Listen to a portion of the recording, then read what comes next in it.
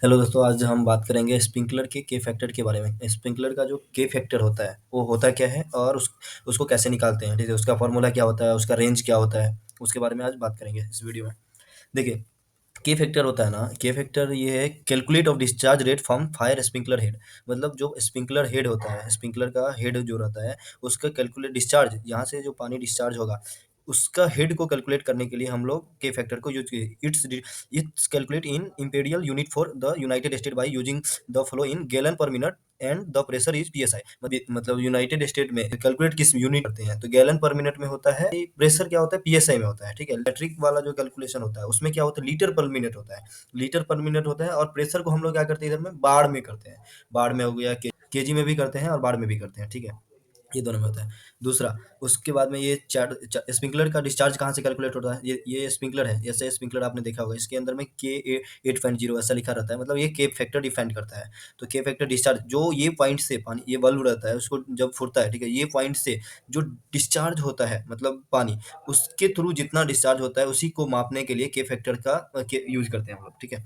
दूसरा, ये चार्ट है हमारे पास में एक, जो जिसमें दिखाया गया है, ठीक है। इसमें देखिए, नॉमिनल के फैक्टर है जीपीएम, मतलब के फैक्टर को जीपीएम बटा पीएसआई अपॉन 1.2। मतलब इसमें क्या है, 5, जैसे 5.6 है के फैक्टर, कोई भी स्प्रिंकलर है जिसका 5.6 है के फैक्टर, ठीक है, उसका के फैक्टर का रेंज कितना रहेगा, 5.3 से 5.8 के बीच में रेंज रहता है। मतलब ये 100% है, मतलब हजार्ड में डिस्ट्रीब्यूट किया गया है हर, मतलब जितना भी स्प्रिंकलर है उसका एक एरिया जो होता है ना, हजार्ड डिस्ट्रीब्यूट किया गया है। एक होता है ये नीचे में हमने लगाया है उसका हजार्ड का, ऑर्डिनरी हजार्ड, उसमें हाई हजार, एक्स्ट्रा हजार, वेरी है, हाई, वेरी एक्स्ट्रा हाई हजार, अल्ट्रा हाई, अल्ट्रा हाई दो बार है, ठीक है। तो ऐसे करके हर स्प्रिंकलर का हजार डिफाइन करते हैं। उस हजार के लिए कौन सा स्प्रिंकलर हम यूज कर सकते हैं वो डिटरमाइन यहाँ से करते हैं, ठीक है। तो जैसे कि ये 5.6 है, 5.6 मतलब 100% रहता है, मतलब 5.6 से कम हो गया मतलब नॉर्मल है, मतलब उसका एजेड जो रहता है नॉर्मल वाला हो गया, और 5.6 से ज़्यादा हो गया मतलब हाई हो गया।